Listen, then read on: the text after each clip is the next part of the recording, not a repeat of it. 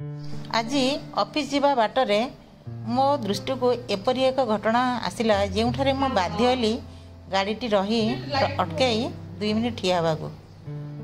घटनाटी एया थिला जड़े महान व्यक्ति आमर यही सृष्टि थिबा निरीह गोरु गाई एपरी एक नियारा प्रयास करचंदी। आपण देखिले ही तांको अनेक धन्यवाद देवे।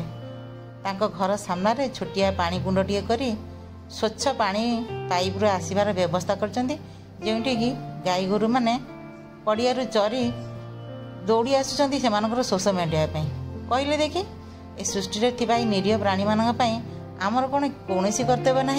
तेणु ग्रीष्मर प्रबल प्रकोप रे प्राणी पक्षी भोक और शोष अतिष्ठ होउथिबारु एई मानक पई एहीपरि छोट छोट प्रयास घर सामने छात उपरे व्यवस्था कले सेमानकर ए सब समस्या दूर हबो।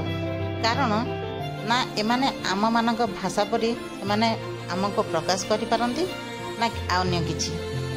एथिपई अनुरोध आमे जदि ए निरीह पशुपक्षी मानक पई एपरि प्रयास आमे करि पारंते ताले आम सृष्टि बहुत सरस और सुंदर होई पारंता।